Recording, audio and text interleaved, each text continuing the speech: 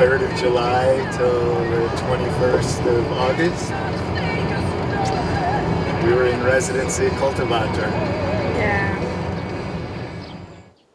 And Ernest is also a good example of this exchange in both ways. In this field we have mostly the horses, so actually he's been spending incredible amount of time to clean it up, because we have a lot of trouble of thicket. Yeah, they make beer of it. I think that's why they one time introduced it on the island, but it's a nightmare of a bush. So I'm very happy that he has a good art pace. I hope he had a good time. I have a total clean field. My neighbor's happy. It's a perfect exchange. So from farmers happy. We have 2 horses. So one of them, the director, was on the way to slaughter her, but then we took her in, and we have an old Volvo horse, kind of 2 different kind of performance acts. So Ernest is still maybe under the title bareback riding or pasture. When you mailed to us, it had to do with bareback riding is then to ride without a saddle, also referring a bit back to the bareback is also to have unsafe sex. And he has never dealt with horses before he came here, so one of the performances is to get in a good relationship with horses, so that they would allow him to ride bareback. Yeah, he's been here before also. That was very nice. He is together with Nastja Ranka, Finnish performance artist here, and both are working around horses, and we are very interested to enlarge our combination of art and horses. You had said something that Barney you bought him for an art project? Yeah. Yeah. And we used art projects to buy or whatever. Depends on how you look at it. No, but we wanted to. We had already planned to make an art project in Copenhagen with horses, because it was a kind of a neighborhood with a lot of riots and demonstrations in the past. Like the only sound of horses' hooves on the street would mean police. That we wanted to bring in the horse that is the nice servant of the people and not this oppression tool.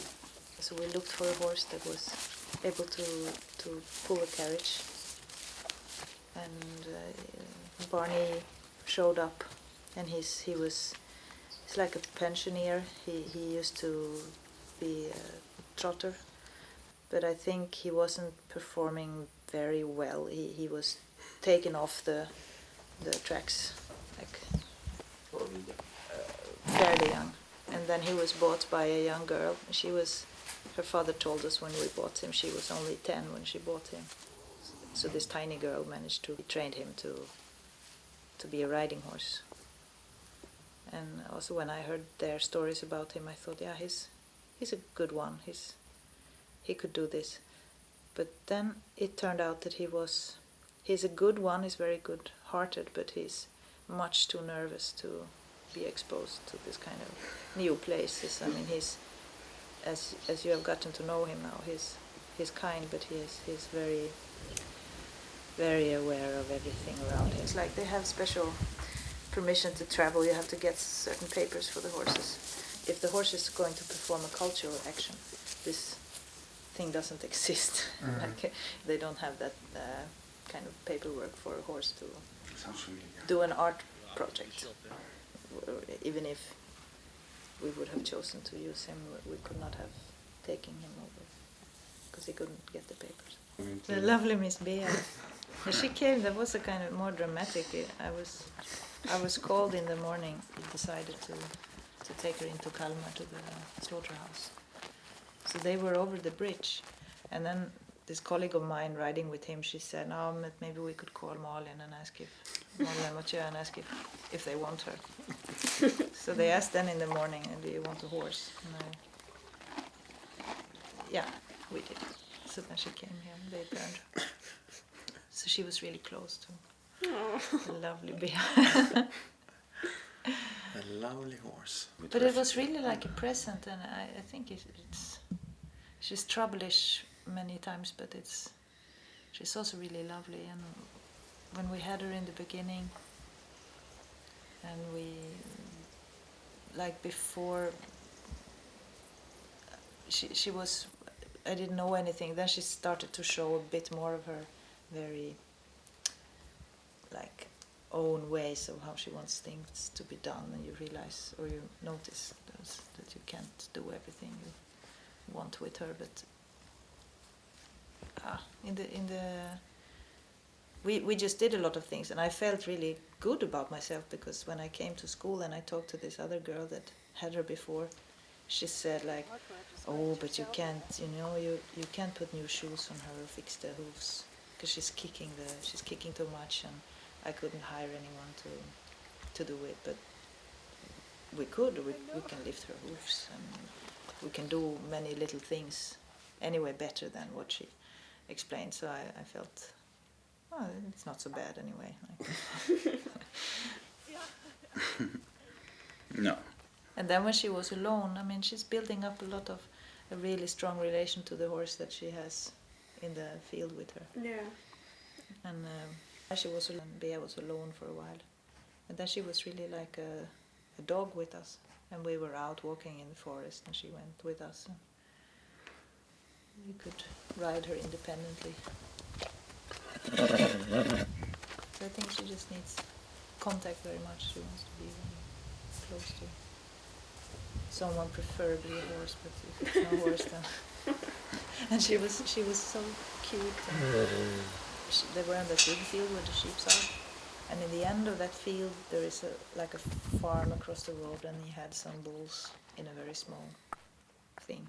So she went all the way to the end of the field to sleep as close as she could to those bulls that were over the road, that she could like see them. So she had some big other animal nearby. So that was very touching. Bea, but also a little possessive. She might have a fucking scary girlfriend at the same time. Horses can be really mean, to each other. Like, because we were trying to take Barney, and I think Barney didn't want to go, so we went there for a while, and then finally I was like, okay, now I'm gonna do it. So I went with the halter, and Bea was just looking at me. I could see her ears going like this, and then she came like this with her belly. I was like, oh no. Yeah, this was last summer, also a quite hectic summer with a lot of students, a lot of different people who all want to ride the horse with a cowboy hat on or not. And then Malin goes with the big rope and in a circle on this, and then makes them run. Then Bea is standing and gets jealous of whatever she got, but she gets, and then kicked as high and hard as she could, like against zero. And while Josef is sitting on a total new beginner on his foot. Yeah, but that's she cruel. kicked you also. So she can be capable. She kicked you on the field here also when you were in Barney. She kicked me all the time, so you cannot. The lovely Miss Bea. Yeah, I remember now. I try and spend as much time around them as possible. So I started by working here in the pasture, just coming to work every day, that they get used to seeing me. And I felt like they relaxed more when I was working than just sitting and watching them, like they understood that I was here or something. Yeah, I really wanted to feel some connection with them before getting on their backs. And I was reading books before I got there about natural horsemanship. In this one book, he says it takes a lot of time, but he never says how much time. But I think it's like with any relationship. But what he gets is this true unity, and like never using force or fear, how to earn their trust. Then they want to know like that everything's going to be okay when they're with you. And I don't feel that because I don't know what's going on. Yeah. I think they feel when you're like nervous or... Yes, and you can't shoot them. You can't pretend to not be nervous.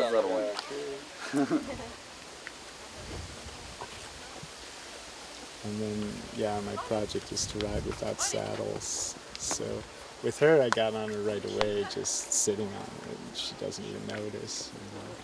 But I was more nervous with him. He's so tall, and he gets spooked and starts running. Have you been angry with them? Ja, det har Or like in an Frustrated. argument? I'm frustrated because so mad. yeah, Why are you it's like angry? anything that's going wrong is my fault, not theirs. They're doing exactly what they should be doing. So like, there's no reason to be mad at them. I mean, I think even if they hurt me, it's because I did something. If I wasn't doing anything, they'd be the fashion show. Barney, you ready for me?